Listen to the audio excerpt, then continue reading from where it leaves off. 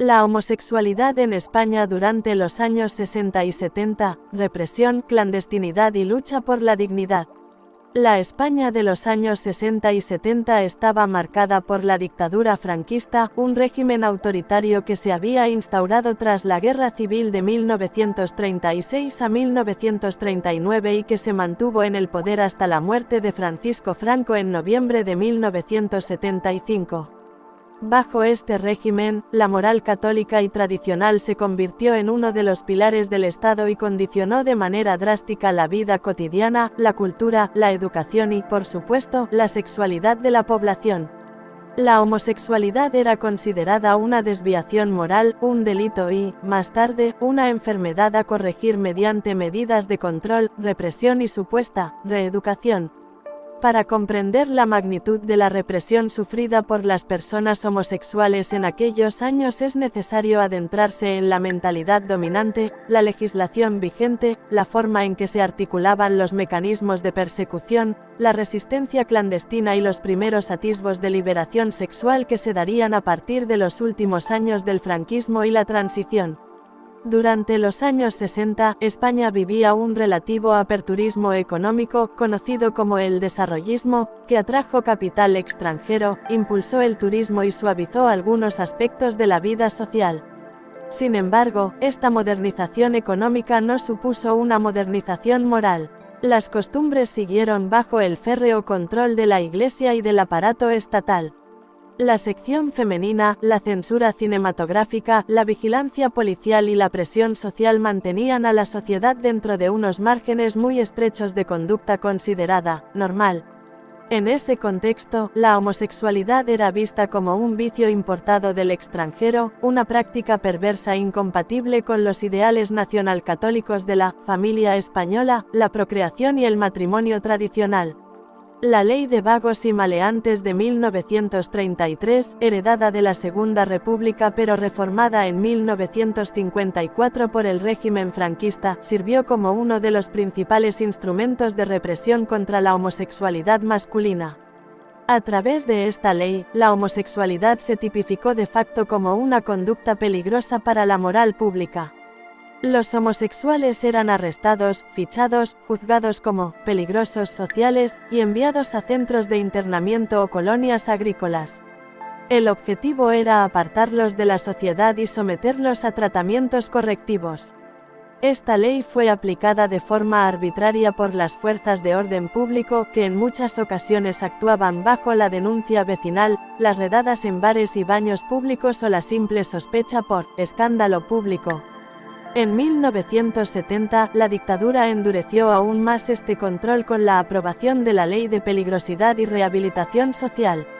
Esta nueva ley sustituyó a la anterior y definía la homosexualidad como una conducta antisocial. Se pretendía así reeducar y corregir a los homosexuales mediante internamientos en cárceles o instituciones psiquiátricas donde se practicaban terapias consideradas hoy aberrantes como electroshocks, aislamiento o trabajos forzados. Muchos homosexuales fueron enviados a prisiones específicas como la cárcel de Huelva o la de Badajoz, donde convivían con delincuentes comunes y sufrían malos tratos, humillaciones y violaciones. Otros fueron internados en centros psiquiátricos bajo diagnósticos de psicopatía sexual. La represión no solo se ejercía a través de la ley, la policía elaboraba fichas de maricones con nombres, direcciones y hábitos, creando redes de vigilancia y chantaje. Las redadas en lugares de encuentro eran habituales y se hacían públicas para servir de escarnio y advertencia. La homosexualidad femenina, por su parte, se mantenía en un plano más invisible. Aunque las lesbianas también sufrían la represión moral y el ostracismo social, eran menos perseguidas penalmente porque el régimen consideraba que la mujer carecía de sexualidad propia. La represión hacia las mujeres se articulaba más bien a través del control familiar, la obligación de la virginidad y el matrimonio y la imposición de roles domésticos. La invisibilidad de las lesbianas se convirtió en un arma de doble filo, por un lado las protegía de redadas y fichas policiales pero por otro las condenaba a una existencia sin referencias ni redes de apoyo. A pesar de la opresión, existieron espacios clandestinos de sociabilidad homosexual. En las grandes ciudades como Madrid y Barcelona surgieron lugares de encuentro semiclandestinos como bares, cafeterías, baños públicos, parques y saunas. Algunos locales mantenían acuerdos tácitos con la policía para evitar redadas a cambio de sobornos o de mantener la discreción.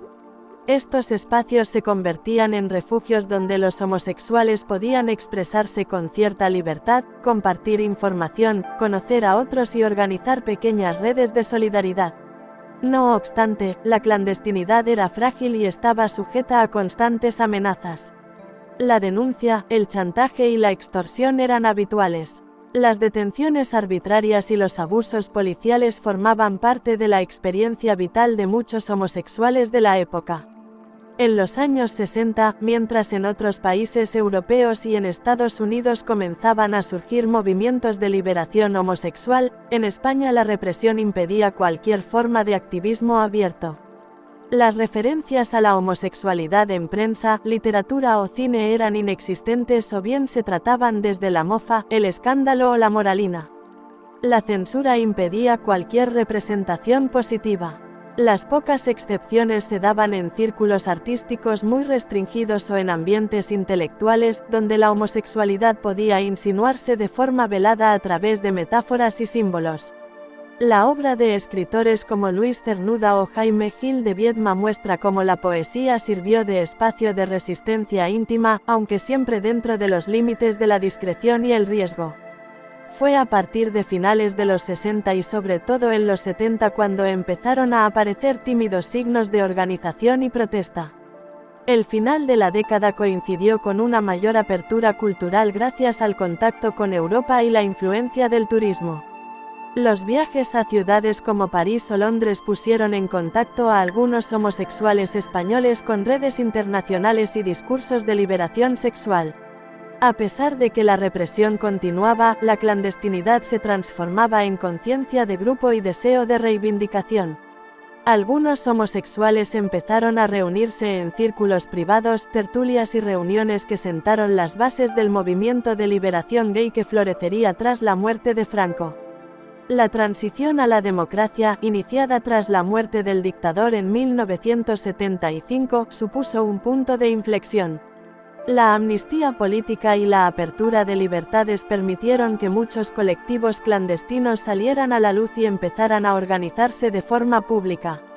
En 1977 se fundó el Frente de Liberación Homosexual de Castilla, FLHOC, y poco después el Front d'Alliberament Gay de Cataluña, FAGC. Estas primeras organizaciones articularon manifestaciones, publicaciones y campañas para exigir la despenalización de la homosexualidad y la abolición de la ley de peligrosidad social. Uno de los hitos fue la primera manifestación del orgullo en Barcelona en junio de 1977, que acabó disuelta por la policía pero marcó un antes y un después. Fue un acto de valentía en un país donde aún se perseguía a los homosexuales por ley. El proceso de derogación de la ley de peligrosidad y rehabilitación social fue lento y lleno de obstáculos. No sería hasta 1979 cuando la homosexualidad dejó de estar perseguida como tal, aunque algunos artículos siguieron aplicándose hasta bien entrada la década de los 80. El estigma social y la homofobia continuaron presentes. Muchos homosexuales que habían pasado por prisiones o centros psiquiátricos quedaron marcados de por vida, sin reconocimiento oficial como víctimas de la represión. A partir de entonces comenzó un lento proceso de visibilización, lucha por los derechos civiles y creación de una cultura gay que conectaría a España con los movimientos internacionales. La represión vivida en los años 60 y 70 dejó profundas huellas en varias generaciones de homosexuales españoles. Muchos crecieron en la vergüenza, el miedo y el silencio. Familias enteras repudiaron a hijos e hijas por su orientación sexual. Las carreras profesionales se truncaron. Las amenazas de chantaje y la extorsión fueron habituales en una sociedad en la que ser homosexual equivalía a ser delincuente o enfermo. Sin embargo, de esa clandestinidad surgieron también redes de solidaridad que resistieron el aislamiento. El activismo posterior, la cultura LGTBI y los derechos conquistados en democracia no se entienden sin la memoria de quienes, bajo el terror franquista, se atrevieron a vivir su identidad, aunque fuera a escondidas. En este contexto de memoria y reparación, hoy se reivindica el reconocimiento de los homosexuales represaliados como víctimas de la dictadura, igual que los presos políticos o los represaliados sindicales. Varias leyes de memoria democrática han incluido medidas de reparación simbólica, aunque muchos consideran que estas no son suficientes. Existen asociaciones de expresos sociales que reclaman compensaciones, eliminación de antecedentes penales y visibilidad en la historia oficial del franquismo. La memoria de la homosexualidad en los años 60 y 70 también se reconstruye a través del cine, la literatura y el testimonio oral. Películas, documentales y novelas han rescatado las historias de aquellos que vivieron la doble vida, la persecución y la clandestinidad. Estas obras contribuyen a arrojar luz sobre una realidad que durante décadas se mantuvo oculta y silenciada. La historiografía académica, por su parte, ha comenzado en las últimas décadas a estudiar de forma sistemática la represión de la homosexualidad, revelando archivos policiales, expedientes penitenciarios y testimonios que permiten dimensionar la magnitud de la persecución. España es hoy uno de los países con mayor reconocimiento legal de los derechos LGTBI, incluida la igualdad matrimonial, leyes de identidad de género y políticas de inclusión. Este cambio radical en apenas medio siglo es el resultado de la lucha de muchas generaciones. Sin embargo, la historia de la represión franquista sigue siendo una deuda pendiente con la verdad y la justicia histórica. Recordar lo que significó ser homosexual en la España de los años 60 y 70 no es un ejercicio de nostalgia ni de victimismo, sino una forma de honrar a quienes resistieron en la oscuridad y sembraron la semilla de la libertad. Quienes vivieron su juventud bajo la amenaza de la ley de peligrosidad social, quienes fueron denunciados por vecinos o familiares, quienes soportaron redadas y vejaciones, merecen ocupar un lugar digno en la memoria colectiva. Sus historias enseñan que la libertad y la dignidad sexual no son regalos del progreso automático, sino conquistas arrancadas a la intolerancia mediante la valentía y la solidaridad. Hoy, cuando resurgen discursos de odio y retrocesos en derechos, su memoria cobra una vigencia fundamental. La homosexualidad en España durante los años 60 y 70 no fue solo clandestinidad y represión. Fue también deseo, afecto, creación y comunidad. A pesar de la ley y la moral dominante, hubo hombres y mujeres que se amaron, se encontraron y construyeron espacios de complicidad. Estas pequeñas resistencias cotidianas, casi invisibles, alimentaron la fuerza colectiva que más tarde daría forma al movimiento LGTBI en democracia. Mirar atrás es también un homenaje a la capacidad de imaginar otro mundo incluso en las peores circunstancias. Es un recordatorio de que la dignidad no se concede desde arriba, sino que se conquista día a día, persona a persona, encuentro a encuentro. Es la historia de una lucha silenciosa que hizo posible la libertad que hoy muchos disfrutan y que debe seguir defendiéndose frente a cualquier amenaza de regreso a la oscuridad.